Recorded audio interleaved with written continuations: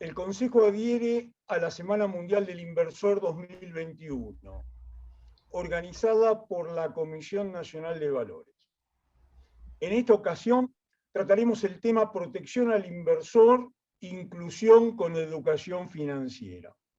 Y para el tratamiento de este tema tan actual e importante, convocamos a prestigiosos miembros de la Comisión de Mercado de Capitales y Finanzas de Empresa de nuestro Consejo Profesional. Los voy a nombrar en el orden de exposición. El doctor Guillermo Ruberto, el doctor Omar Sirigliano, el doctor Marcelo Pagani, la doctora Débora Mollón, la doctora Estela Lettieri y el doctor Raúl Di Lorenzo. Así que vamos a dar inicio a este tema y vamos a tener una ronda de preguntas o de compartir algún punto de vista al final de las disertaciones. Adelante, Guillermo. Buenas tardes a todos. En primer lugar, quería mencionar el marco institucional que se refiere a los temas que vamos a tratar hoy, que están dentro de la Ley de Mercado de Capitales, la 26831, y que con respecto a este tema, me voy a permitir leer los puntos principales.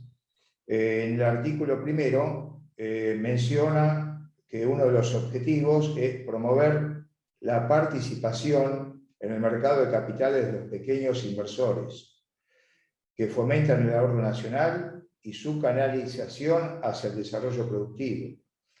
Fortalecer los mecanismos de protección y prevención de abusos contra los pequeños inversores. Promover el acceso al mercado de capitales de las pequeñas y medianas empresas.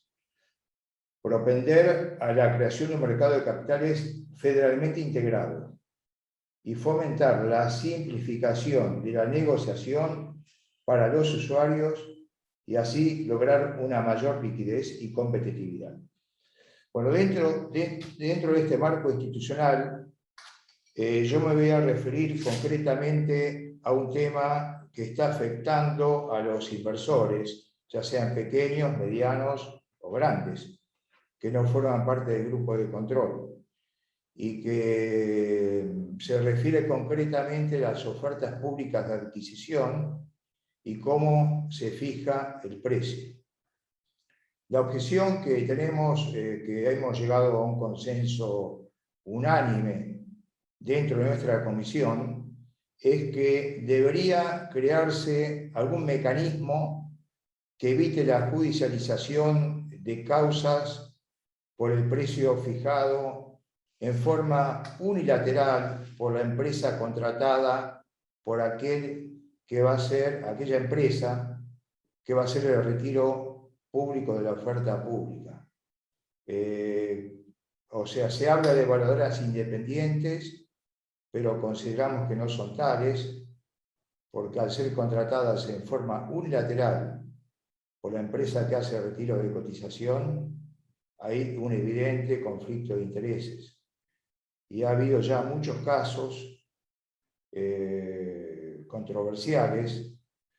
Voy a mencionar uno de los últimos, que es el caso de Indupa, que la variación entre lo que querían pagar la empresa recedente y el principal grupo inversor minoritario, que tenía un 5 o 7% del paquete, tuvo que judicializar la causa, pagar como medida cautelar $1,5 millones, y en definitiva la evaluación que hizo la empresa Indupa con respecto a la evaluación que hizo el accionista principal, había una variación de un 100%. Esto es poco serio. Y esto se debe a, como dije antes, que hay un conflicto de intereses.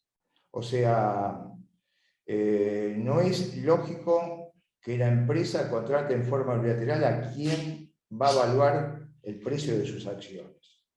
Por lo tanto, nuestra propuesta es crear un registro de evaluadoras independientes que acrediten su idoneidad, trayectoria, conocimiento del tema, ante la Comisión Nacional de Valores. O sea, que pasen por un filtro previo y no se contrate a cualquiera. Dentro de la ley del mercado de capitales ya hay un registro de calificadoras de riesgo. Por lo tanto, no veo que haya un impedimento, un óbice, para que se cree también un registro de evaluadoras para los casos de OPAs, de oferta pública de adquisición. Y la propuesta nuestra apunta a que sea por sorteo, haciendo un paralelo con lo que pasa en la justicia nacional, y bueno, nacional y de cada provincia, de cada jurisdicción, que hay un registro de síndicos, tanto para empresas grandes como concursos o quiebras de pequeño monto, o sea, para estudios y para síndicos individuales. Hay un registro ante la justicia y la Cámara de lo Comercial se encarga de hacer el sorteo del síndico o del estudio de síndicos que va a actuar en cada causa. Por lo cual, no hay conflicto de intereses. En cuanto a la remuneración, la establece el juez de acuerdo a la complejidad del concurso o quiebra que está tratando la sindicatura, y la remuneración no la fija la empresa, sino que la fija el juez. En este caso, la remuneración la debería fijar la Comisión Nacional de Valores en función de la complejidad del estudio que hace. Y yo digo que es un tema controversial, porque fijar el valor presente de una acción que va a ser el retiro de su cotización implica variables que son totalmente manejables o aleatorias, digamos. No entremos en que haya buena o mala fe, pero la empresa contratada, si es contratada por la empresa, digamos que tiene un cierto compromiso. Si es independiente, se supone que va a ser independiente. Concretamente me refiero, ¿qué flujo de fondos proyectados podemos fijar a 5 años, por ejemplo? En un país como el nuestro, con tantas variables micro y macroeconómicas que varían casi día a día, con una inflación que el presupuesto dice 29% y resulta 52%, como ha sido este año. ¿Qué podemos fijar en cuanto al EBITDA proyectado de los próximos 5 años, cuando hay intervención del Estado en muchos casos, en muchas ramas de actividades? ¿Qué tasa de descuento aplicamos para los flujos de fondos proyectados y EBITDA proyectados para llegar al valor presente? O sea, es totalmente arbitrario fijar estos parámetros. Y máxime en caso de, como mencionaba antes, que cuando la evaluadora ha sido contratada en forma unilateral por la empresa que va a hacer el retiro de acciones y que se va a fijar el precio. Por lo tanto, un ejemplo es el que había fijado, que había tratado en Indupa. Un evaluador contratado por la empresa fija un precio, 50, digamos. El accionista minoritario que judicializa el tema contrata a su evaluador, que tiene derecho por las normas, y fija el doble.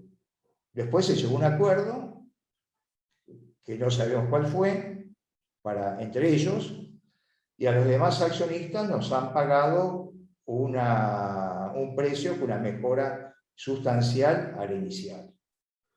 El otro tema también muy discutible es la falta de actualización del precio. Con una economía altamente inflacionaria como la que tenemos, no puede ser que se fije un precio hoy y el mismo se haga efectivo dentro de 6 meses sin ningún tipo de ajuste, como ha pasado en muchos casos. Yo recuerdo el caso de Colorín, por ejemplo, pero debe haber varios más, que entre el que se fijó el precio y se pagó, pasaron alrededor de 6 meses. Con la inflación que tenemos, calculo un perjuicio de un 20%, 20-25% entre un precio y otro. O sea, esto, la Comisión Nacional de Valores, como defensora de los inversores, debería tenerlo en cuenta. Yo creo que para el desarrollo del mercado de capitales y promover la inversión en el mercado de oferta pública, ya sea acciones o obligaciones negociables, la Comisión Nacional de Valores debería tomar un papel más activo en este caso y actuar de oficio, no permitir que se judicialicen los temas o esperar que haya denuncias de inversores afectados, sino que cuando vea que cuando hay un precio no lo apruebe porque se cumplieron formalmente todos los temas como sucede en la actualidad. Se aprueba en lo formal, pero no se opina sobre el precio. Con lo cual el inversor no está debidamente protegido. Por eso apuntamos a este tipo de reforma, que creo que es un aporte constructivo, que va a ayudar a que haya mayor transparencia, mayor seguridad jurídica y evitar abusos por parte de algunas empresas, no quiero generalizar, pero evitamos algunos abusos que ya ha habido en este tema. Otro tema que quería tocar para fomentar el desarrollo del mercado de capitales y promover la inversión y captar el ahorro público interno, que lamentablemente se destina a financiar el Estado nada más, sino la actividad productiva, que va contra los objetivos mencionados al principio de esta charla que establece el artículo 1 de la Ley de Mercado de Capitales, es que se tome en cuenta como alguna medida que fomente la inversión en bolsa y que fomente que las empresas hagan oferta pública ya sea de acciones o de obligaciones negociables, tener algún tipo de beneficios impositivos. Las que hacen oferta pública están abriendo toda la información, la están haciendo pública, tienen inversores minoritarios que controlan o que pueden hacer denuncias, que pueden objetar ciertos manejos. Hay asambleas públicas a las cuales los inversores pueden concurrir, objetar ciertas medidas, como dije antes. Por lo tanto, no es equitativo que una empresa que haga oferta pública tenga la misma carga impositiva que las empresas cerradas.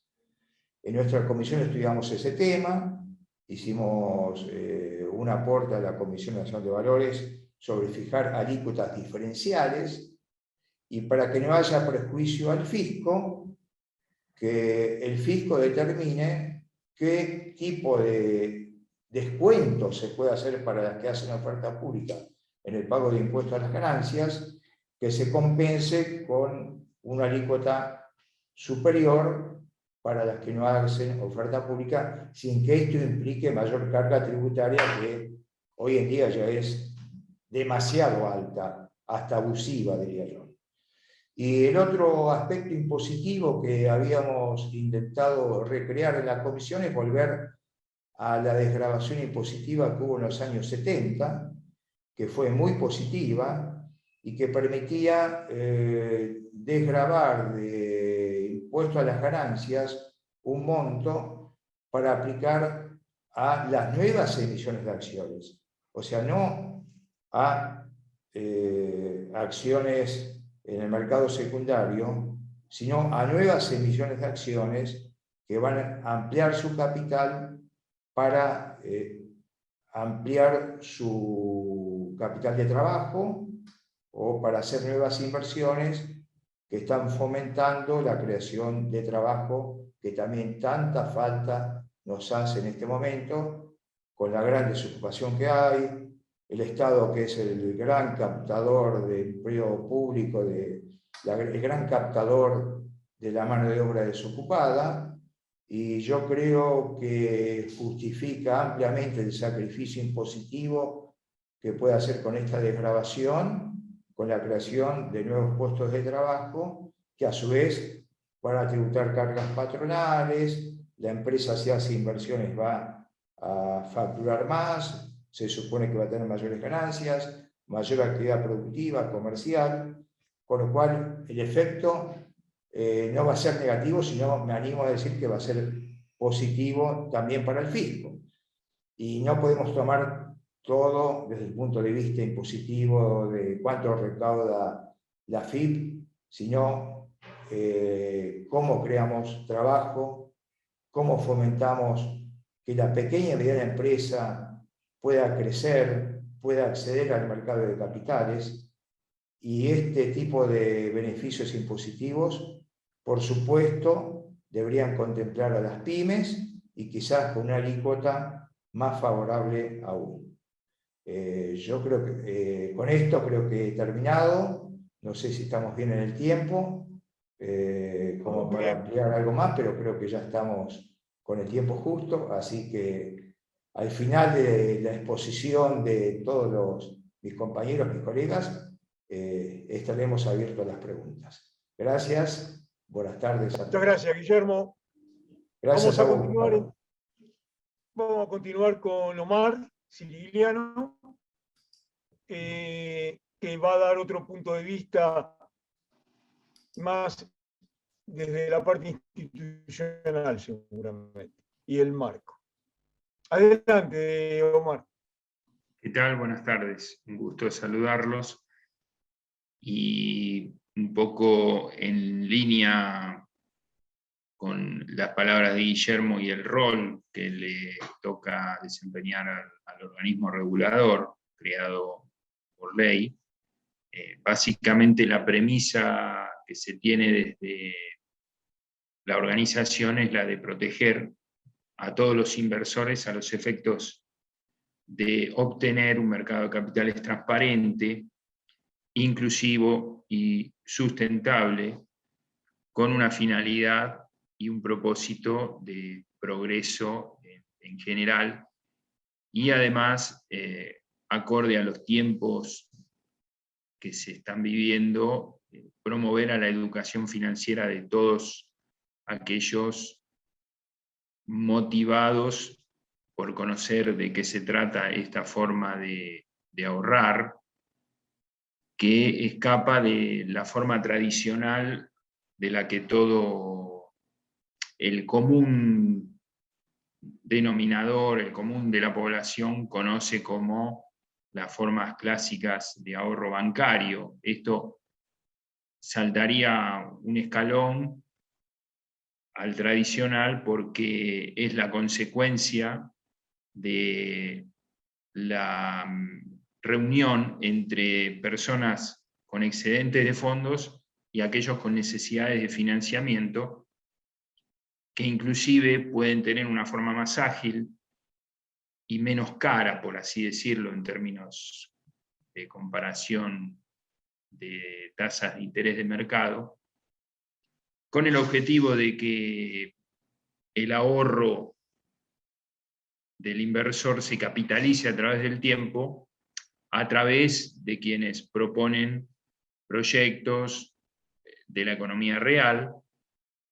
Para eso el organismo trabaja con tecnologías de anticipación que tienen que ver con la capacitación permanente en materia de nuevas estructuras de financiamiento que se han desarrollado a nivel mundial, plataformas de colaboración, plataformas de financiamiento colectivo en general, con aplicaciones determinadas. En este sentido, a mí me ha tocado ver la evolución de la industria de los fondos comunes de inversión, que se ha diversificado a niveles ya bastante exponenciales, con un propósito positivo. Y en estos últimos tiempos, una novedad, por así decirlo, que también la Comisión Nacional de Valores está activamente pensando en canalizar a nivel no solo de capacitación y asesoramiento, sino también de recepción de inquietudes, es el tema de las fintech, que ha aparecido desde el lado bancario, pero que también tiene su costado desde la Comisión Nacional de Valores.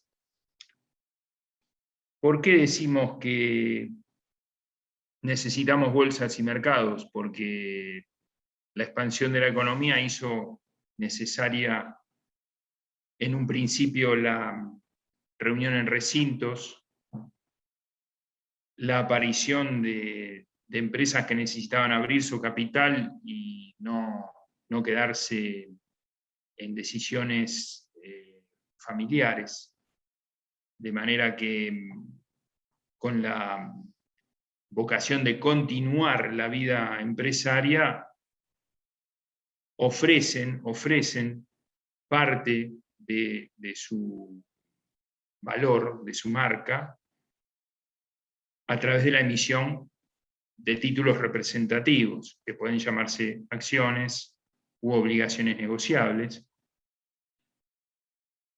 que necesariamente deben pasar por la aprobación del organismo a los efectos de que tengan aceptación en el público en general. Y sobre esto también es válido mencionar que el organismo siempre estuvo atento, por lo menos a mí me tocó ser protagonista de situaciones de prevención de fraudes y de ilícitos en general, sobre todo porque los medios masivos pueden ser utilizados para captar a público que de golpe se ve tentado por acceder a formas irregulares de invitación a la inversión. Sobre eso también hay mucho trabajo de campo y hay antecedentes de prevención en ese sentido.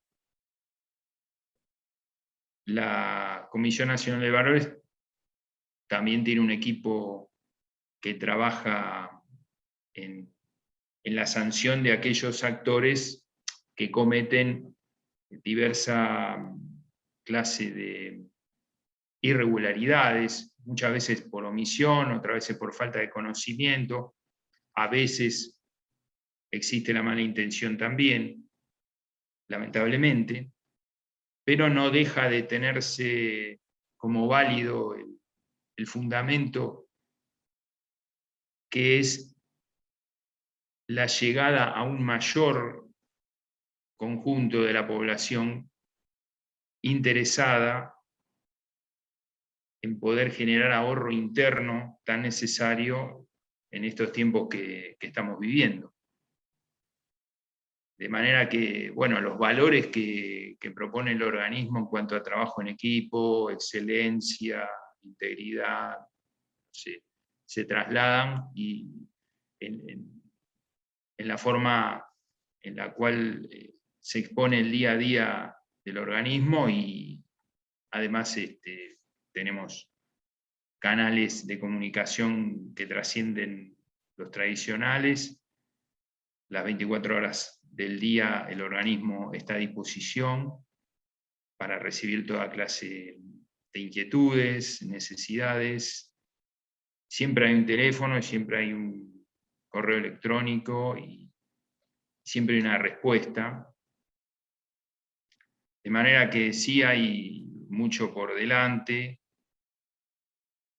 Las nuevas tecnologías así lo proponen. de manera que la idea es que todos comprendan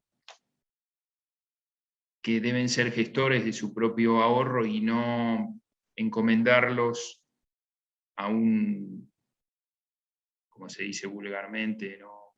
Gurú o sábelo todo de las finanzas, sino que sea cada uno de los ahorristas el responsable y que sepa todas las condiciones habidas y por haber en cada clase de inversión que va a ejecutar.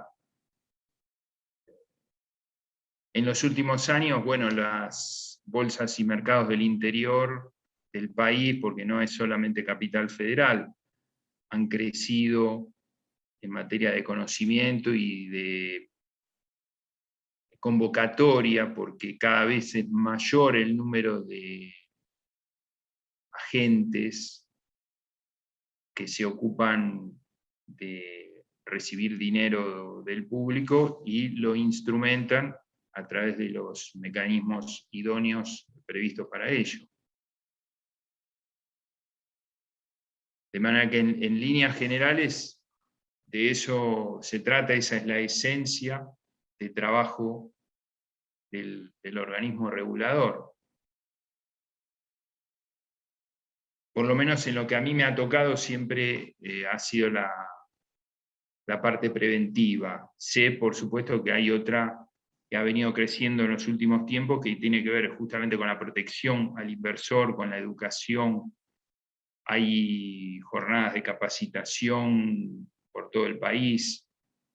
Después tenemos otra novedad que se ha visto impulsada en los últimos tiempos, que es la intención de que las pequeñas y medianas empresas también puedan conocer un poco más de qué se trata esto, dado que muchas pymes y startups y emprendimientos pequeños generalmente se quedan con 3 o 4 ideas clásicas y necesitan abrirse un poco más al conocimiento porque es en beneficio de ellos y de todos en general.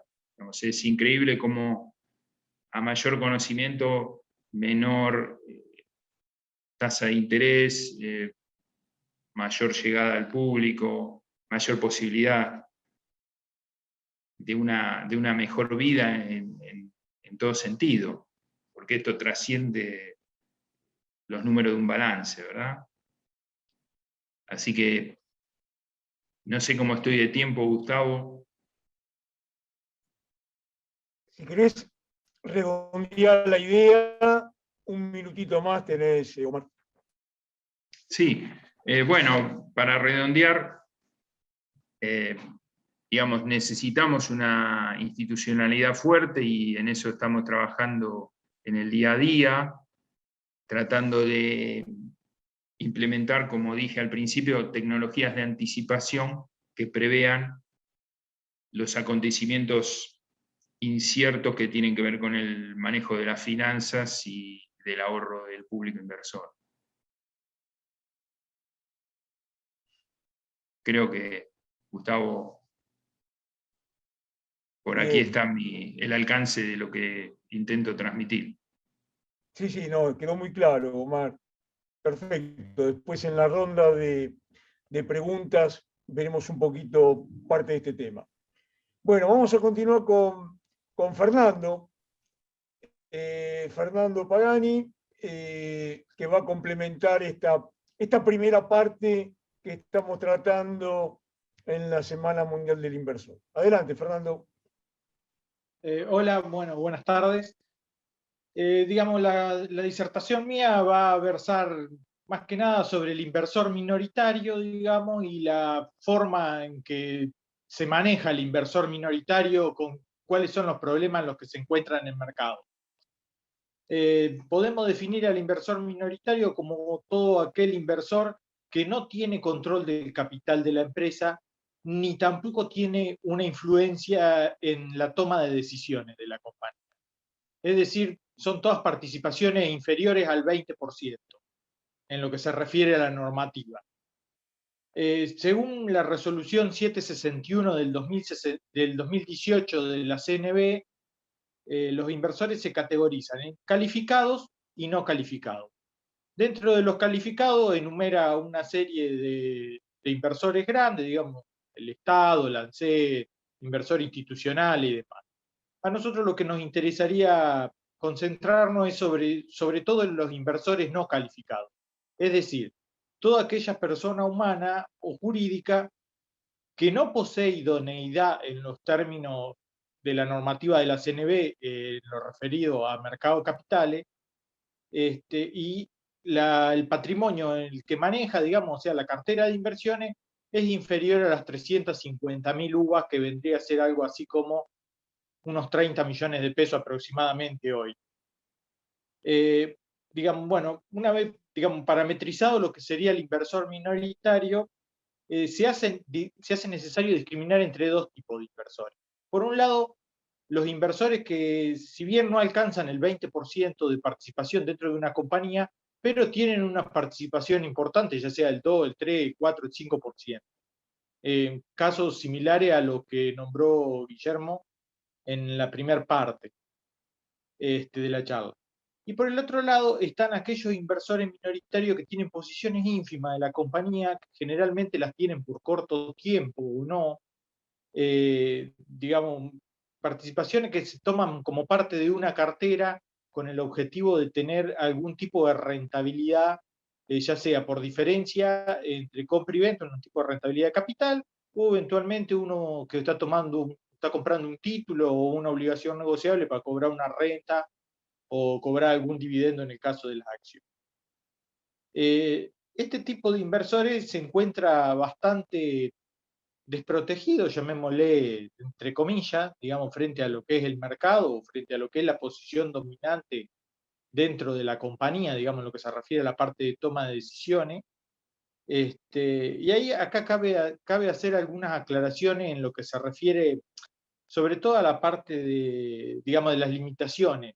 En lo que se refiere a la parte de edad, digamos, del inversor, generalmente uno se va a encontrar con personas mayores que lo que están tratando de administrar o de armar dentro de su cartera de inversiones algún tipo de renta para su jubilación o digamos, para lo que le queda el resto de la vida, tener alguna rentabilidad extra o algún ingreso extra que le permita mejorar su calidad de vida. Y por el otro lado, nos encontramos a otro grupo que está compuesto por los más jóvenes, que generalmente son los que están dispuestos a tomar más riesgo, a los que manejan tecnología, a los que empiezan, digamos, no les importa tanto si se pierde o no el capital, sino lo que más les interesa es aprender a manejarse para tener alguna rentabilidad extraordinaria, en función del poco capital con el que cuentan.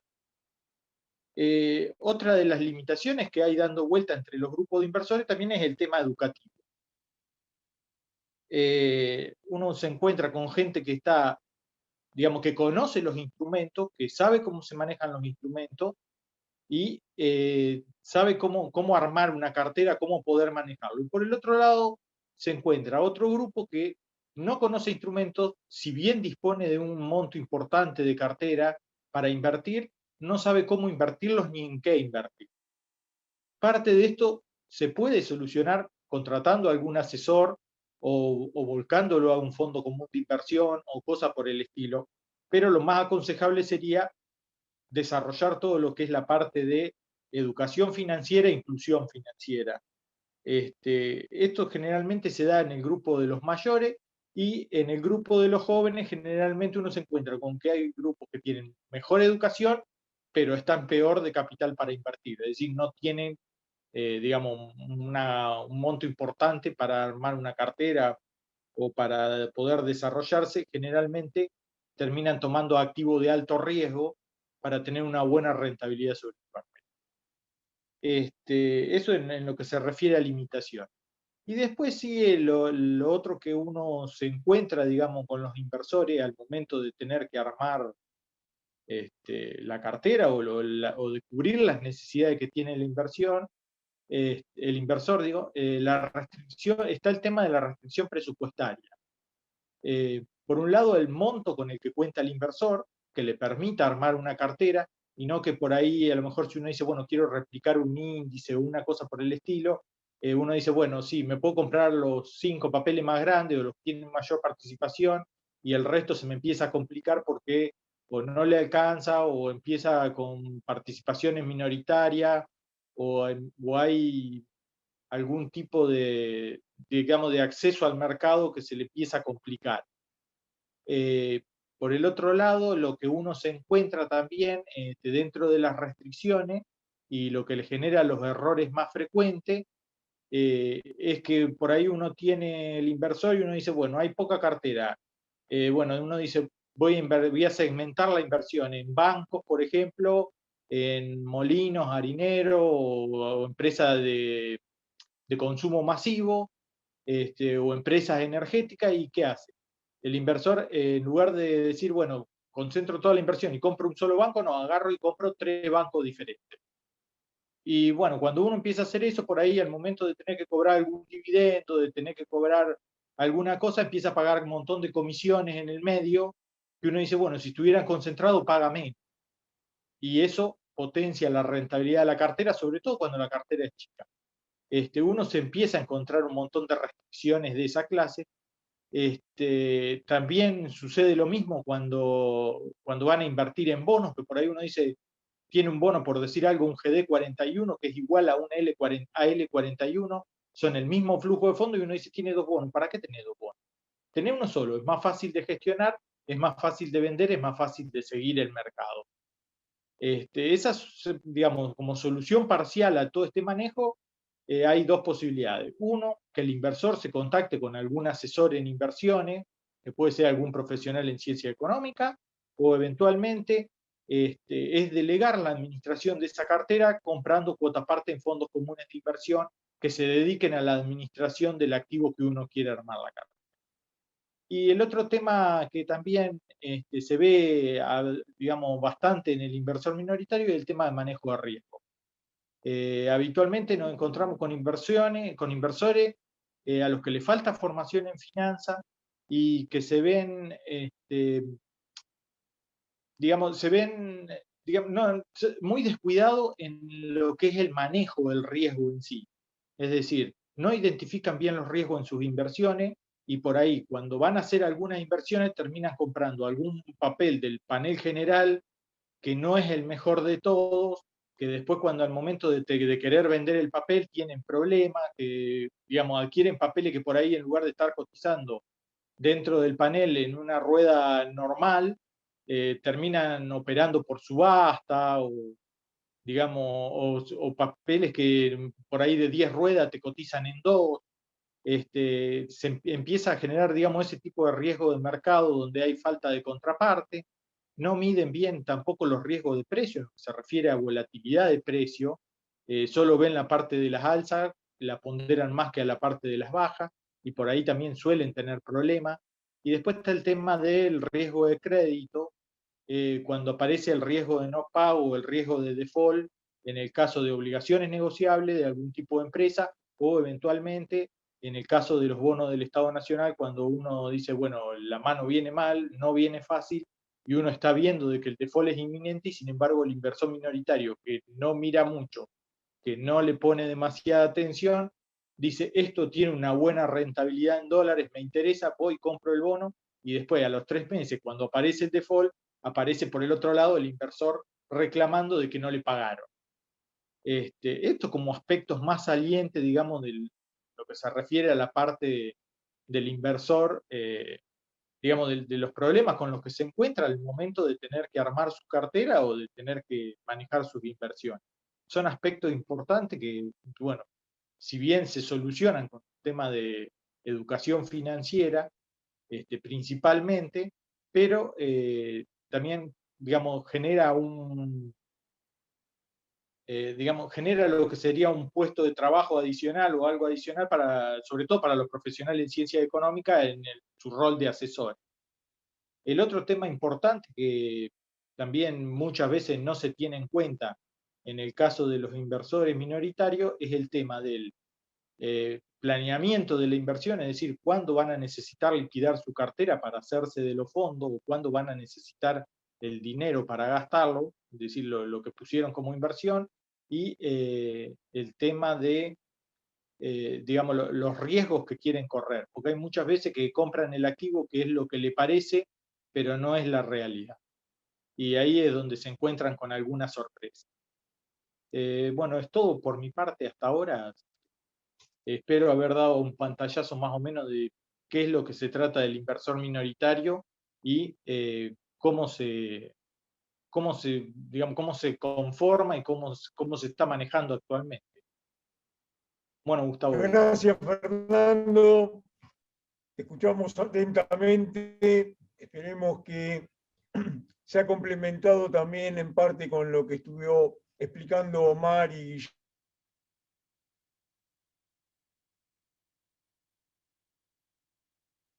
poco en los inversores y en las inversiones.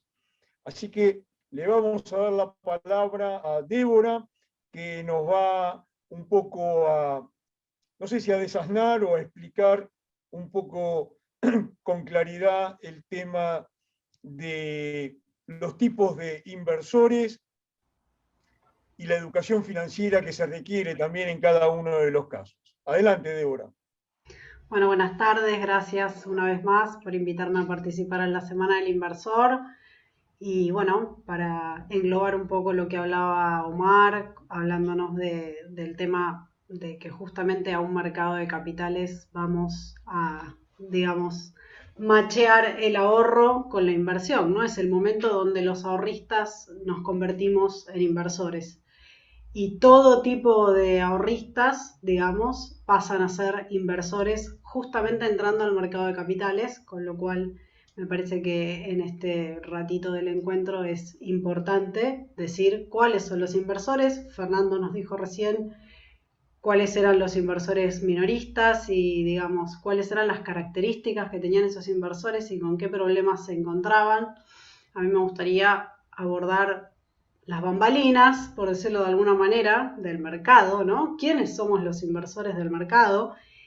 ¿Y qué función cumplimos cada uno de esos inversores en el mercado y por qué somos importantes y por qué todos somos importantes y por qué me incluyo? Porque digo, desde el más pequeño, o sea, desde la persona particular hasta el inversor institucional, desde el inversor nacional, doméstico, al inversor extranjero, todos tenemos una función que cumplir y el mercado es mercado justamente porque estamos todos, o sea, todos los que estamos formamos el mercado, los que lo regulan, los agentes que intervienen, los que liquidan, los que compensan, pero me voy a concentrar específicamente en los inversores, donde el ahorrista pasa a ser inversor. Y entonces, si empezamos, por supuesto, como dijo Fer, desde lo más pequeño, bueno, cualquier ciudadano de a pie puede acceder al mercado de capitales. Hay un montón de canales y un montón de maneras. Seguimos, una pyme chiquita puede acceder al mercado de capitales. Pueden acceder, por supuesto que también pueden acceder a través del mercado primario, pueden emitir, digamos, ellos mismos pueden buscar financiamiento, lo mismo que las grandes empresas. Pero si me concentro hablando simplemente desde el lado de la inversión, somos inversores. Entonces las empresas pymes son inversoras, las pequeñas, las medianas, las grandes empresas también forman parte de ser inversores del mercado de capitales.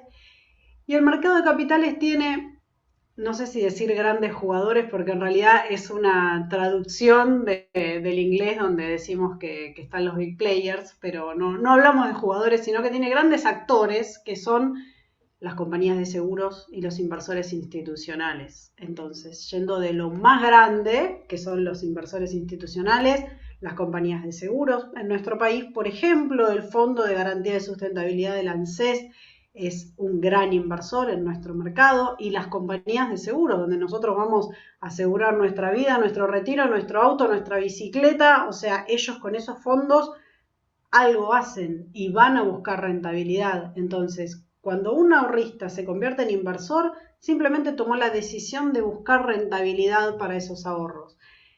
Todos tenemos distintos horizontes, distintos objetivos con esa rentabilidad que vamos a buscar. Entonces, un inversor pequeño o mediano puede tener un objetivo y una aseguradora o el ANSES o un fondo común de inversión, como dijo Omar, que también son, por supuesto, los grandes fondos nacionales e internacionales también son grandes players del mercado. Entonces, cada uno va a tener su objetivo y ese objetivo hace que también cumpla una determinada función. Entonces, los grandes, como decimos, para hablar en criollo, meten en el mercado, introducen en el mercado grandes capitales y esa es su principal función.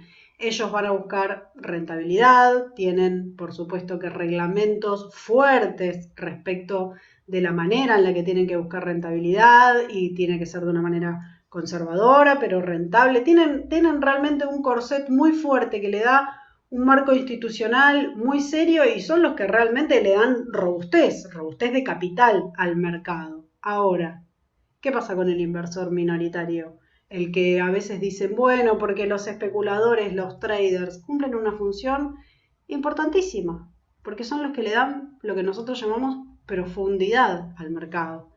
Un mercado es mercado porque alguien está comprando y vendiendo todo el tiempo. Entonces, si no hay nadie que compra y nadie que vende, no es un mercado, ¿no? Es un lugar donde hay dinero depositado. Entonces, para que el mercado sea mercado, todo el tiempo tiene que haber alguien comprando y vendiendo.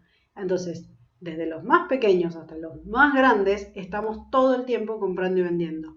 Normalmente, los minoritarios que tienen un manejo de su rentabilidad más al corto plazo, que buscan muchas veces arbitrar entre determinados activos y son los que entran, salen, van y vienen, nos dan profundidad en un papel, como decimos nosotros, en un bono, en una acción, nos dan que mucha gente quiera comprar y mucha gente quiera vender. Entonces, esa es la función que cumplen, darle profundidad al mercado. Y los grandes capitales, por supuesto que también transan, compran y venden, pero son los que nos dan la robustez de que el mercado de capitales realmente tenga mucho capital y vaya, digamos, construyéndose de esa manera. Entonces, hay inversores extranjeros, nacionales, institucionales, como dijo Fernando, están los calificados, no calificados. Hay un montón de características que incluso hasta la propia ley los enmarca.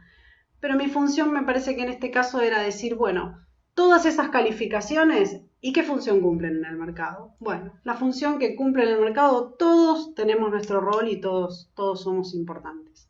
Así que hoy me parecía que estaba bueno repasar un poco quiénes son los que están detrás de toda esta plata que se mueve y ahorros e inversión, y somos nosotros y son los inversores institucionales. Nada más. Muchas gracias, Débora. De nada. Estela, danos tu punto de vista. Buenas tardes y me adhiero al agradecimiento de formar parte de esta Semana del Inversor. Así que me gustaría quizás repasar todo lo que nuestros colegas comentaron, tan importante para que podamos incursionar en el mercado de capitales, darnos la posibilidad de tener instrumentos al alcance nuestros para poder invertir y el espejo, ¿no? Nosotros invertimos y alguien más tiene el financiamiento de nuestro dinero.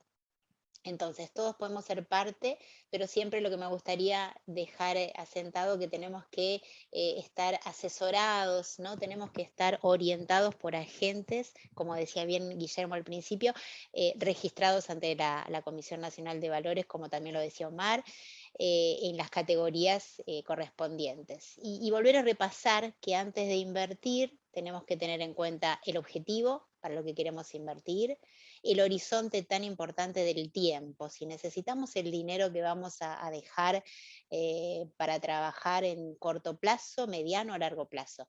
Muy importante el perfil, justamente. Si soy un perfil de un inversor conservador, moderado o arriesgado, bueno, eso me va a llevar a elegir entre los instrumentos de inversión que hay en el mercado. Y obviamente formar una cartera de inversiones, ¿no? Diversificar, como decimos en finanzas, para poder compensar las pérdidas y las ganancias. Siempre tenemos que tener en cuenta cuánta rentabilidad queremos, que está asociada a mayor rentabilidad, mayor riesgo, ¿sí? Y tener en cuenta la liquidez del dinero que estamos dejando de ahorrar para invertir, ¿no? Ponerlo a trabajar en el mercado. Simplemente me gustaría nombrar dos tipos de inversiones que hoy vemos en el mercado, que es renta fija o renta variable.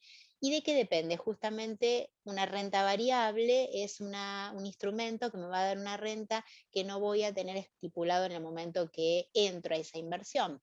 Acá vemos, por ejemplo, las acciones, los ADRs y los CDRs. Son rentas variables porque nosotros, comprando una acción de una empresa que cotiza en la bolsa y donde tenemos todo el análisis para saber los fundamentos de esa empresa mediante los informes que se suben a la Comisión Nacional de Valores, empezamos a formar parte del capital de esa empresa. Tendremos entonces derechos económicos, derechos políticos, y si la empresa tiene rentabilidad, tiene una utilidad, también nosotros tendremos nuestro derecho a cobrar una parte de sus dividendos, en acciones, en efectivo.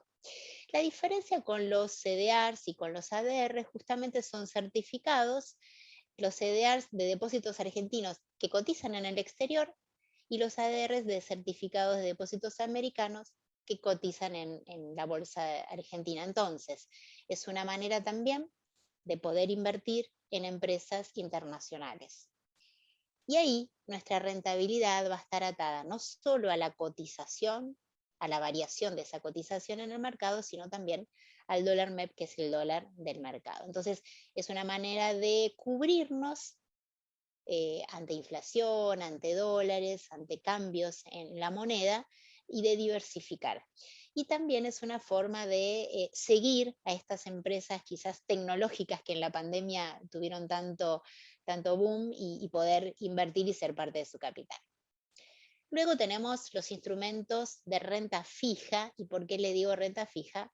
Porque cuando nosotros invertimos en estos instrumentos ya tenemos estipulado el interés, la amortización, el cupón que nos va a corresponder por tener la inversión en estos instrumentos, además del capital.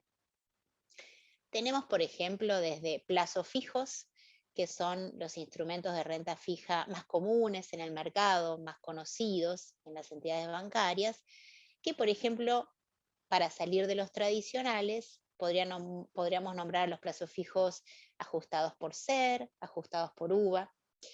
Dependiendo esta confianza en los mercados, podemos irnos a, por ejemplo, cauciones. Cauciones también es un instrumento de renta fija muy utilizado porque tiene una gran ventaja que es la disponibilidad de nuestro dinero y la liquidez. Lo podemos dejar desde 7 días, mucho menor a un plazo fijo. La ventaja que tenemos en las cauciones es que nosotros al prestar el dinero, el que toma nuestro dinero, pone en garantía justamente títulos de acciones, entonces nosotros nos vemos garantizados que al final del plazo donde colocamos estos dineros nos van a devolver ese capital más los intereses estipulados. Luego tenemos también cheques de pago diferidos, muy parecidos a los pagarés digitales y a los e-check. Son los cheques, por ejemplo, los comunes son los pagos diferidos y los digitales son los e-check, que nosotros tenemos con una fecha estimulada de pago, pero que las empresas por X motivos necesitan financiamiento en el mercado. Entonces los depositan y se hacen del dinero, se adelantan el dinero previo a una quita de las comisiones, ¿sí? Los pagarés digitales también son muy comunes. Y también en esta época de pandemia y un poquito antes también se notaba el endurecimiento y la confrontación en el mercado de los pagarés o lo que llamamos pagarés digitales. También tenemos en el mercado las facturas de crédito electrónica. Muy parecido a los cheques de pago diferido, bueno, es descontar las facturas de crédito. Es hacerse en el mercado de estas facturas en forma adelantada. Es una ventaja no solo para el pequeño inversor de tener unos instrumentos de renta fija, sino de financiamiento para las pymes. Y nos vamos ahora a lo que son los títulos públicos o privados, ¿sí? Son títulos donde nosotros tenemos que tener, como decía hoy Fernando, cierto riesgo, ¿sí? Saber que tenemos un riesgo de mercado, un riesgo de liquidez, un riesgo de inflación, porque son títulos como la palabra lo dice, emitidos por el Estado, los públicos, o emitidos por las empresas, corporaciones, las ON, perdón, o los bonos corporativos, pero justamente tenemos los respaldos de estas empresas, ¿sí? A ver, los títulos públicos tienen justamente quizás el riesgo de país soberano y los títulos privados tienen el riesgo según en la moneda donde nosotros tengamos esos títulos. Para terminar con todo lo de renta fija y renta variable, me gustaría también dejar como asentado que hoy es un instrumento muy utilizado, los fideicomisos financieros, los instrumentos derivados, que quizás son para inversores más sofisticados. Pero hay un tercer instrumento que son los fondos comunes de inversión. Y estos fondos comunes de inversión, hay un abanico de posibilidades en el mercado, es invertir en un patrimonio de diferentes activos. Invirtiendo en los fondos comunes de inversión, yo tengo una cuota aparte, ¿sí?, de esos fondos. Y lo que tenemos que tener en cuenta, siguiendo con los riesgos para todos los inversores que quieran incursionar en los fondos comunes de inversión, es justamente distinguirlos entre los plazos de duración, entre las monedas. Podemos incluso encontrar fondos comunes de inversión mixtos, pero también en los fondos comunes de inversión abiertos o cerrados.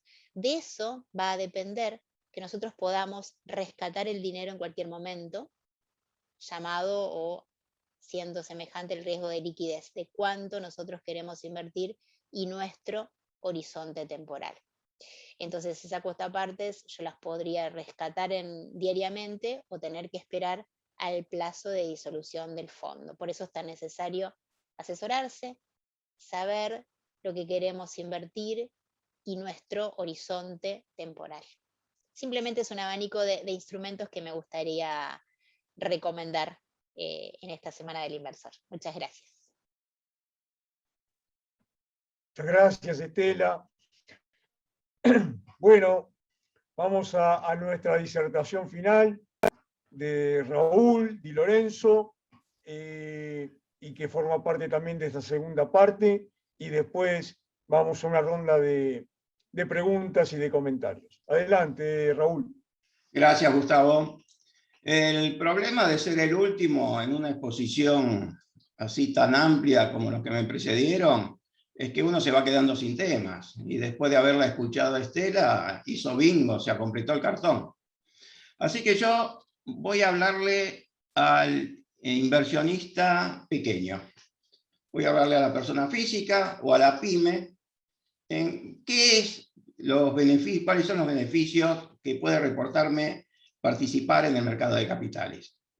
En primer lugar, lo que quisiera aclarar o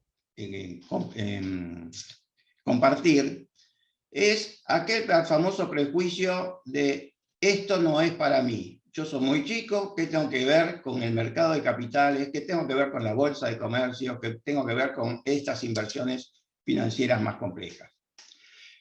Y este es un prejuicio totalmente inválido. Cualquiera puede participar, no importa el capital, ya lo mencionaron anteriormente. Lo puede hacer directamente, si tiene algún conocimiento, si no lo puede hacer también a través de algún agente de bolsa, hoy la llamada SALIC. Lo puede hacer también a través de asesores bancarios o asesores particulares. Es decir, todo el mundo tiene acceso al mercado de capitales. Primero podrá hacerlo a través de un tercero y después, según sus conocimientos, su interés, puede participar él directamente tomando sus propias decisiones. Creo que todos los que estamos aquí y todos los que participamos en el mercado de capitales, alguna vez empezamos sin conocer nada y aprendiendo sobre la marcha. Ahora bien, cumplido esto, yo digo, ¿cuáles son los beneficios que nos ofrece, que le ofrece al pequeño inversor el mercado de capitales? En primer lugar, seguridad. Como ya explicaron anteriormente, hay controles, ya sean estatales o institucionales, que nos permitan asegurar que nuestro capital está protegido, que el movimiento de nuestras inversiones está controlado. Nuestro agente de bolsa o la LIC quien participe, va a cuidar nuestras inversiones. Pero también lo va a hacer el Estado, lo va a hacer la Comisión Nacional de Valores, lo va a hacer el BIMA, lo va a hacer la Bolsa de Comercio. Es decir, no estamos invirtiendo a ciegas en cualquier lugar donde pueden desaparecer nuestros fondos. ¿Por qué? Porque generalmente el ahorrista pequeño lo que busca fundamentalmente es ganarle a la inflación, proteger sus ahorros, que tanto esfuerzo le puede costar, y no puede llegar a arriesgarlo. Bueno, acá no lo arriesga en cuanto a seguridad jurídica o seguridad delictiva, podríamos decir, en cuanto a lo que es el destino o la custodia de sus inversiones. Segundo punto, quisiera hablar también de lo que son las transparencias de las operaciones. Este es un mercado totalmente abierto a la información.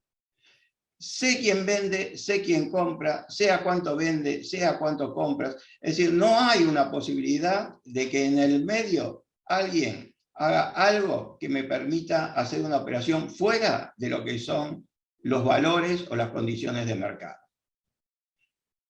Tercer punto, permite ahorrar en moneda extranjera. Hoy sabemos, con el tema de la devaluación, creo que no vale la pena explayarse mucho de esto, pero quizás uno de los factores o uno de los elementos que nos llevan a cuidar nuestro capital es invertir en moneda extranjera. Hablamos dólar, hablamos euro, podemos hablar de yenes. La actividad en el mercado de capitales nos permite inversiones dentro de estas monedas, cualquiera de ellas. Generalmente lo que más se utiliza es el dólar, ¿verdad? Es decir, que tenemos a través del mercado de capitales, sin caer en el dólar blue, en el mercado negro, con operaciones totalmente transparentes, invertir en monedas extranjeras. También nos permite, y ahí lo expresó bastante bien Estela, diversificar nuestras inversiones. No es que tengamos nosotros un solo concepto o un solo punto a donde dirigirnos para invertir. Podemos invertir en distintos instrumentos que nos van a permitir abrir un espectro en nuestra inversión que nos va a asegurar una rentabilidad promedio. Ni va a ser la mejor, pero tampoco va a ser la peor. No vamos a invertir en un solo instrumento. Podemos invertir en varios instrumentos, sean bonos, sean acciones locales, sean acciones del exterior. Podemos invertir en moneda local, podemos invertir en monedas extranjeras de más de un país. Es decir, que esto es otra de las ventajas que nos ofrecería. Podemos hablar también de la variedad de instrumentos, lo mencionó Estela, lo mencionó también Débora. Tenemos muchísimos instrumentos y eso lo podemos adaptar al perfil de cada uno de nosotros. Hablaron de que había jóvenes, había que no tan jóvenes. Está aquel que quiere invertir para cuidar su capital o para formarse su pequeño capital para luego ir a inversiones mayores. Tal vez sea la compra de una vivienda o algún otro motivo de ahorro. O está aquel que ya está en los últimos pasos de su vida y quiere asegurarse una jubilación con un cierto retorno del capital, con una cierta rentabilidad y un flujo de fondos que le asegure un mejor pasar. Esto también lo permite. Los instrumentos que acaban de mencionar nos está dando toda esta amplia posibilidades. ¿Qué otra cosa podemos hablar en general? Es que el inversor puede adaptarlo perfectamente su inversión a cuál es su objetivo. Lo que mencionaba recién. Tenemos distintos objetivos dentro de esto. Lo podemos adaptar. Hay objetivos que nos permiten de corto plazo, hay objetivos de medio plazo y hay otros de largo plazo. Esto también lo da el mercado de capitales. Otra gran ventaja, lo mencionó Estela, me habló de los CDR. Los CDR son instrumentos o títulos del extranjero que cotizan en moneda extranjera, pero además que nos permite acceder a cierta compañía, cierto nivel de compañía imposible lograrlo en forma individual. Es decir, ¿no es lindo ser socio de Apple? ¿No es lindo pasar tal vez por la puerta de YPF y decir, yo soy dueño de una partecita de esa? Bueno, nos da también esa satisfacción individual, que podría ser decir, bueno, yo soy parte de la economía grande de nuestro país o del mundo, si queremos hablar a nivel internacional. Es una pequeña satisfacción. La rentabilidad va a estar dependiendo al igual que el resto. Diferente sí es con los CDR con acciones del exterior, que además de esta satisfacción individual y subjetiva, nos está dando una seguridad en una moneda extranjera. Y por último, podríamos mencionar algunos otros beneficios que nos ofrece. La mayoría de estos instrumentos están exentos de impuestos, tanto de impuesto a las ganancias como impuesto a los bienes personales. Hay excepciones, ¿no? En el caso de los CDR, en el caso de los fondos comunes de inversión que sí están grabados en bienes personales. Pero bueno, así como estamos hablando acá de proteger nuestros ahorros y la satisfacción de ganar unos pesitos más de lo que nos puede dar el plazo fijo o mantener un dólar parado ahí, no pagar impuestos no deja de ser también una satisfacción adicional. Otra también, y entramos dentro del plano subjetivo, podemos decir que al participar dentro del mercado de valores, estamos contribuyendo a financiar el sector productivo.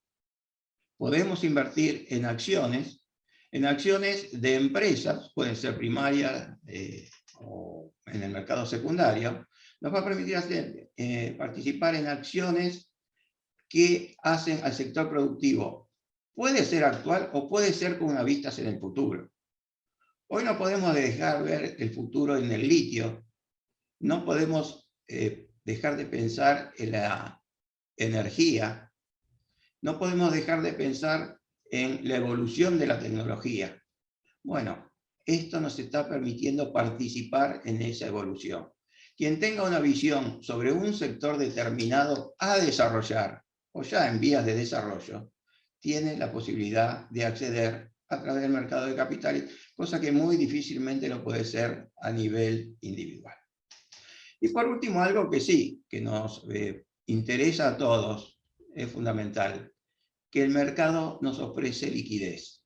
En cualquier momento yo puedo entrar, pero también en cualquier momento uno puede disponer de esos fondos, a lo sumo en un plazo de 24 o 48 horas, ya que los instrumentos estos se negocian permanentemente y permanentemente tenemos opciones de vender a el precio, por supuesto, que está en el momento, o el precio que le queremos poner nosotros si buscamos una determinada rentabilidad. Creo que estoy cumpliendo con mi tiempo y finalmente, para cerrar, simplemente para aquel pequeño inversor, aquel que va a incursionar dentro del mercado de valores, quisiera mencionar algo que suele decir Claudio Suchovicki. Para todo inversor hay dos grandes enemigos: la codicia y el pánico. Codicia, no entusiasmarme cuando voy ganando mucho y seguir ganando, porque se me puede dar vuelta la rueda. O el pánico, no salir corriendo en cuanto empiece a bajar una acción. Y yo quisiera agregarle, y con esto termino, un punto más en esto: controlar la ansiedad. Para aquel que incursiona en el mercado de capitales, es muy común que hoy compro algo y al día siguiente voy a ver cuál es el resultado. Y al día siguiente voy a ver el resultado. Y sigo todos los días siguiéndolo. ¿Y saben qué pasa? Ahí vamos a tener muy poca ilusión cuando gano y mucha desilusión cuando pierdo. Aquí termino, Gustavo. Muchas gracias. Muchas gracias, Raúl. Muy completo también tu participación. Yo quería plantear algunos temas en este tramo final que por supuesto están ligados a la protección del inversor y a la educación que tiene que tener el inversor para poder participar. Pero más que nada me pregunto si ustedes estuvieron contando de la situación actual, de alguna propuesta de cambio, como mencionó Guillermo y Omar también, y Marcelo, perdón, y Fernando. Y hay una cuestión, o hay varias cuestiones ligadas a la educación. ustedes les parece que quizás la pregunta se pueda responder de distintos puntos de vista, si cada uno puede emitir su opinión, ¿no? ¿Les parece que pudiéramos dividir a los inversores por distintas categorías? Grandes inversores, medianos inversores, pequeños inversores, porque de pronto tenemos, hoy por ejemplo cuando decimos una pyme, muchas veces una pyme puede facturar 50 millones de dólares al año, no parece una cosa tan chica. Profesionalmente hasta puede haber tenido alguna experiencia con emisión de títulos de obligaciones negociables, o incluso por un panel. Pero sabemos perfectamente que la mayoría de ellos son de capital cerrado, que no tienen este tipo de participación. ¿Y qué decir también de otros emprendimientos? ¿No? Emprendimientos mucho más pequeñas actividades, como si fuera que requieren de algún tipo de financiamiento. Digamos, ¿qué podría ser el mercado de capitales, sea en su marco, institucionalmente, en cuanto a ideas de instrumentos financieros o de instrumentos de inversión, para incorporar a las diferentes categorías de inversores que pueden participar? Por ejemplo, para tirar una idea, venture, tecnología nueva, que todavía no tiene, se está armando el prototipo. Y en algún momento, si la parte técnica funciona bien, va a requerir escala y trabajo del mercado de capitales. Ahí también tenemos experiencias, o podríamos tener alguna experiencia de cómo el mercado de capitales puede apoyar. Y al mismo tiempo, esto forma parte de la práctica educativa hacia esa persona que está llevando adelante el negocio. A eso me refiero. ¿Qué les parece esto de dividir por franjas, hectáreas, por tipo de actividades, por montos y tamaños de inversión? ¿Por qué no me dicen, de acuerdo a los temas que ustedes estuvieron tratando, si tienen alguna consideración especial para estos aspectos? El que quiera, Si larga. me permiten la intervención, la primera palabra que se me ocurre es la de conocimiento, difundir el conocimiento. Y puedo responderlo con pequeñas sorpresas positivas, como la de encontrarme con una escuela financiada por la Fundación de la Bolsa de Comercio en una zona vulnerable de la capital federal. Se me ocurre como respuesta inmediata. Y con eso, con el conocimiento, estamos planteando los interrogantes a futuro de esa generación que va a necesitar todas estas futuras complejidades. ¿Me explico? Con ese conocimiento vamos a poder dar respuesta a la estratificación de los inversores, a la intención positiva de financiamiento. Es decir, necesitamos un ABC, y que es difundir esto y sacarlo de un área o zona particular, o derribar los mitos de que está preparado solamente para personas preparadas. Bueno, necesitamos prepararlas, como bien decía Raúl al final. Está para todo el mundo, pero necesitamos también dar ese paso de más escuelas, más difusión. Si me permiten, coincido con lo que dice Omar respecto a la educación financiera, al conocimiento, que lleva a una mayor inclusión financiera. Cuanto más conocimiento tenés, más posibilidades de actuar tenés en un campo determinado. Pero yo quería destacar que esta es la Semana Mundial del Inversor, que no dice del pequeño inversor o mediano o grande, es del inversor. Y que la seguridad, las garantías, deben ser para todo tipo de inversión, ya sea pequeña, mediana o grande. Si no, está afectado todo el sistema, todo el mercado, el acceso al crédito futuro. Ya sabemos las implicancias que tiene un default, no son gratuitas, se nos corta el crédito. Entonces, un mercado que no tiene garantías y protección suficiente al inversor, al margen de la magnitud de cada uno, es poco confiable y no va a crecer, no va a tener desarrollo. O sea, quería hacer hincapié en esto. Y por otra parte, la Comisión Nacional de Valores, para determinado tipo de inversiones, exige la categoría del inversor calificado. O sea, hay inversiones que no son para cualquiera, que hay un riesgo para asumir, un conocimiento previo que es exigible por la Comisión Nacional de Valores. Quería acotar esto, nada más. Perfecto, Guillermo. Fernando. Sí, lo que yo te quería decir era en lo que se refiere a la parte educativa en sí, digamos, por lo menos de lo que uno vio en el último tiempo, es que un papel bastante fuerte, digamos, en el tema de educación, sobre todo en la parte sobre todo la parte de empresa, digamos, y más que nada a nivel de pyme, lo cumplieron muy bien las SGR, que tomaron a la empresa de la mano, la llevaron al mercado y le ayudaron a lo que sea, digamos, tanto, digamos, principalmente con el tema del descuento de cheque y segundo con el tema de obligaciones negociables. Digamos, las pymes que consiguieron incursionar por ahí, le fue relativamente bien. Y la otra ventaja que tienen, que el hecho de ir de la mano de la SGR hace que le dé la garantía suficiente para cumplir con lo que decía Guillermo ahora Luz. Eso por un lado.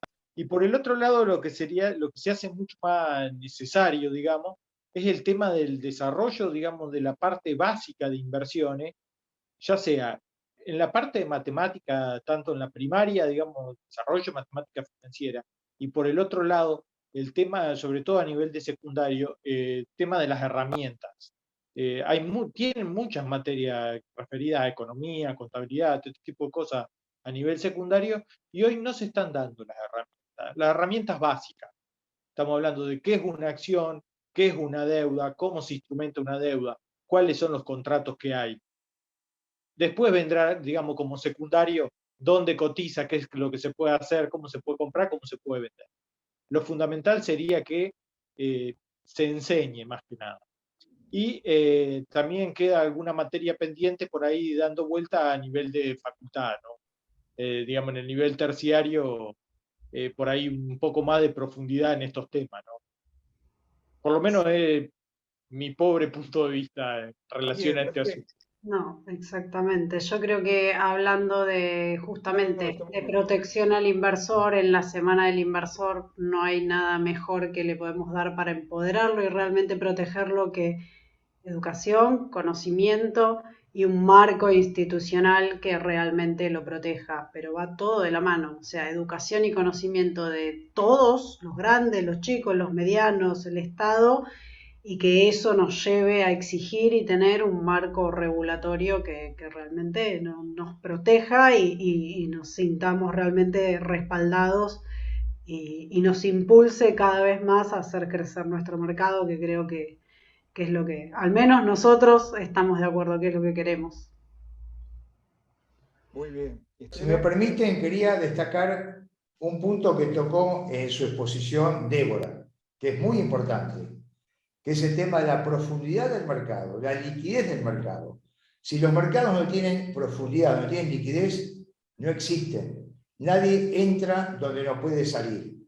Y por lo tanto, la inversión especulativa, quizás que es tan denigrada, condenada, con un mal concepto, es fundamental. Si nadie especula, no hay compra-venta, no hay liquidez, no hay mercado. Por lo tanto, yo pienso de una forma, otro piensa de otra, yo pienso que hay que comprar, otro que hay que vender, o viceversa, y se va creando el mercado. Eso es la inversión que puede ser especulativa o puede ser una inversión destinada a varios años que cambió de opinión y decide cambiar de papeles o vender directamente, salir del mercado. Pero quería apuntar a eso, la profundidad y liquidez del mercado de inversión especulativa, que es bienvenida, permite el desarrollo del mercado de capitales. Porque si no tenemos liquidez, no tenemos mercado. Muy bien. Acá creo que pasa adicionalmente, complementando todo lo que han dicho, por dos aspectos, yo diría extremos. Si pensamos en el hoy, si pensamos, y sigo con el tema de los pequeños inversores, en las pequeñas empresas, las pymes, hay un tema cultural que hace a ese prejuicio, como mencionaba anteriormente, de entrar al mercado.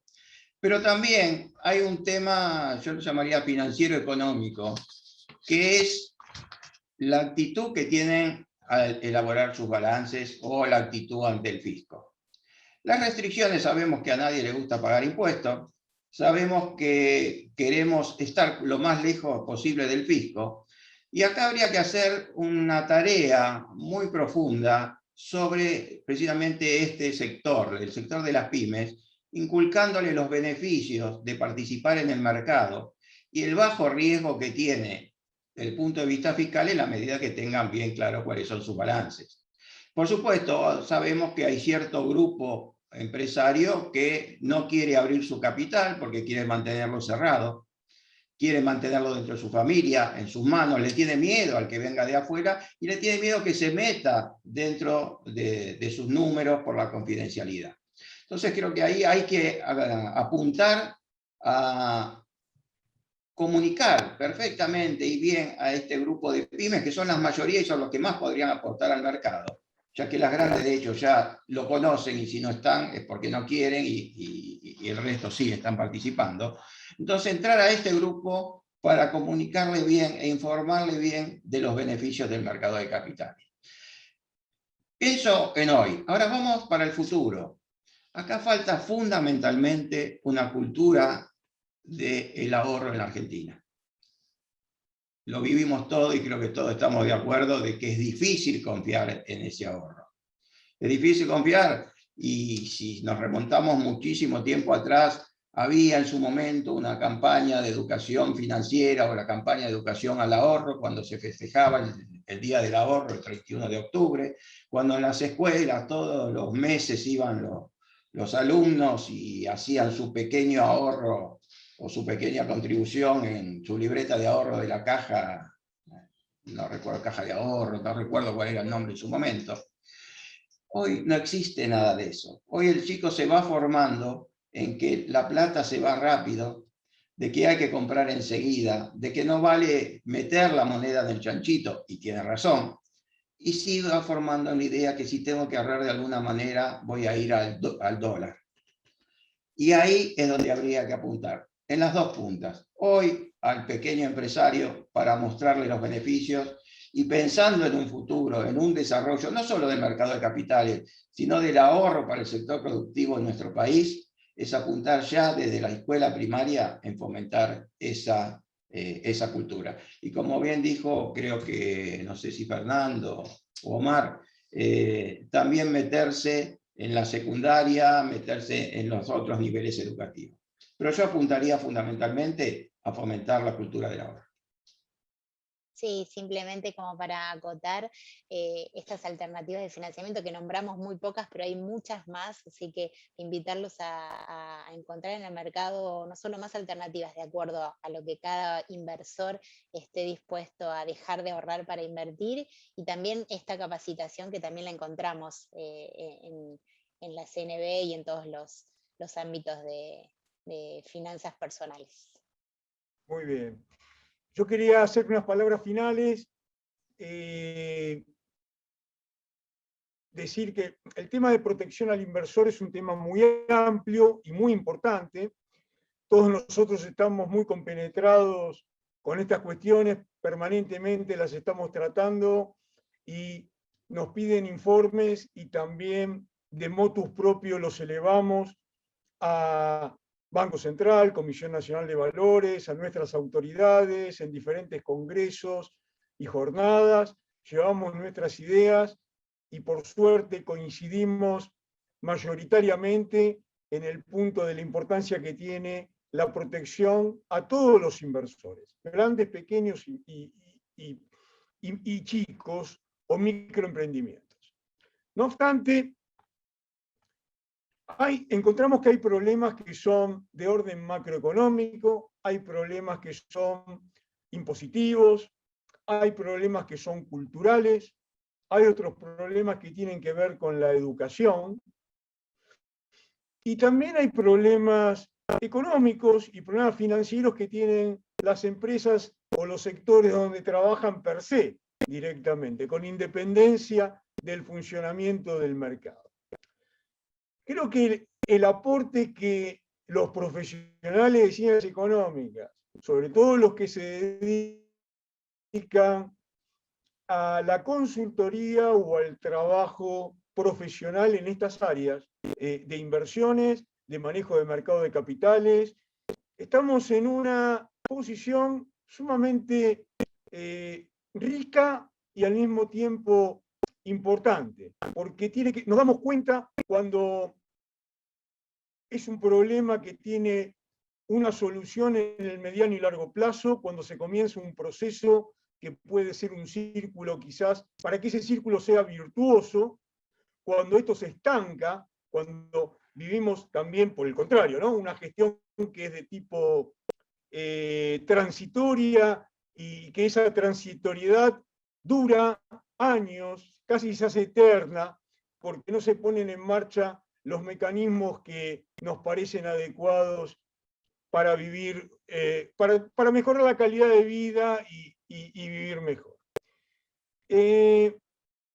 Yo creo que en el caso puntual de las pymes, menciono las pymes porque en líneas a muchos de nosotros, realmente nos damos cuenta de la importancia que tiene la pyme en su participación en el Producto Bruto, por el trabajo. Hay algunos aspectos de esto que son potenciales, porque esto acontece en todo el mundo, pero en nuestra Argentina las pymes realmente son muy importantes. Estamos hablando de un 42-44% del Producto Bruto en materia económica, pero también estamos hablando de una cantidad de empresas y de organizaciones que mayoritariamente están trabajando en la producción. Y me parece que ahí lo que puede aportar el mercado de capitales y la educación financiera a las pymes es tratar de evitar lo que se llama el fallo de mercado de selección adversa.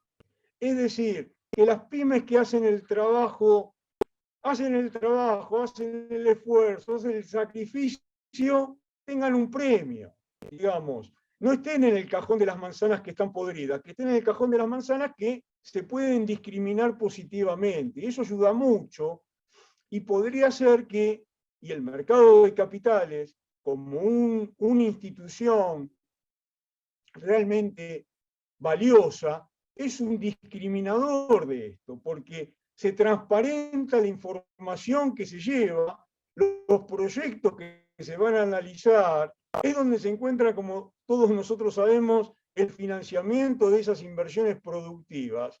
Y tener ese conocimiento es trabajar con la transparencia, en contra de la informalidad.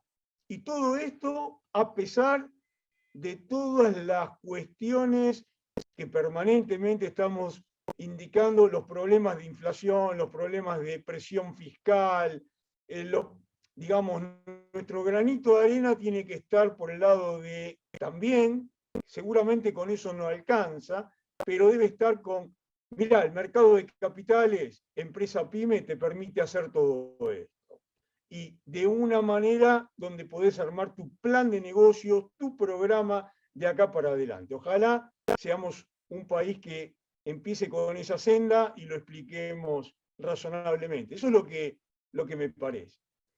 En esta charla, todos ustedes han hablado de una manera, con bastante, digamos, con mucha amplitud, pero también con rigor en los temas que les tocaron, sobre marco, conocimiento, experiencias de los mercados de capitales y de la participación de las empresas en ellos, de la articulación en materia institucional, frente a los problemas, frente a los conflictos, frente a las crisis. Estuvieron hablando de tipos de inversiones, de alguna propuesta para llevar adelante proyectos también, en definitiva, de la tipología de los inversores y de las inversiones. Y ha sido en esto, de una manera muy sintética pero completa, el granito de arena que nuestra Comisión de Finanzas, de Mercado de Capitales y Finanzas de Empresa puede aportar en esta Semana Mundial del Inversor. Yo tengo el deseo de que ojalá estemos saliendo de esta pandemia, que aprendamos de esta situación tan dura que nos toca atravesar, que aprendamos de lo que le pasa también a otros países, no solamente nos pasa a nosotros, así hacemos ese recorrido un poco más fácil, y ya hay error, a ver si podemos participar, involucrarnos todos para iniciar un camino que sea, ojalá que sea de éxito, pero por lo menos que sea un camino viable. Esa es mi opinión. Si alguno quiere comentar algo más, una última palabra, con todo gusto. Si no, si me permitís, Gustavo, terminada. Sí, Guillermo. Quería manifestar una preocupación de nuestro Consejo que hace a las incumbencias profesionales. Como miembro del Consejo Directivo, hemos visto con inquietud que para el título o el certificado, no sé, Omar me va a corregir si me equivoco, de analista o asesor financiero que exige la Comisión Nacional de Valores para poder asesorar en materia de inversiones, Asesor idóneo. se exige el título de profesional en ciencias económicas, con lo cual hay un problema de incumbencias que estaría vulnerando la ley 2488 en cuanto al ejercicio profesional de los graduados en ciencias económicas sin incumbencia que tienen. Se ha hecho algún reclamo, tengo entendido, a la CNB, pero bueno, lo quería transmitir a través de este medio y que quede constancia de esta inquietud de nuestro Consejo en defensa de la matrícula, ¿no? Muy bien, muy importante. Perfecto. Bueno, damos entonces por terminada nuestra participación. Ojalá tengamos éxitos y vamos a seguir estudiando y aportando nuestro granito de arena, nuestro conocimiento, nuestra experiencia con la actitud positiva que tenemos, porque realmente nos conocemos desde hace muchos años y sabemos cuál es la intención que tiene cada uno. Muchas gracias, un saludo grande y estamos en contacto. Gracias. Gracias, saludos. Gracias por permitirnos la participación a todos los miembros de la comisión. Saludos a todos.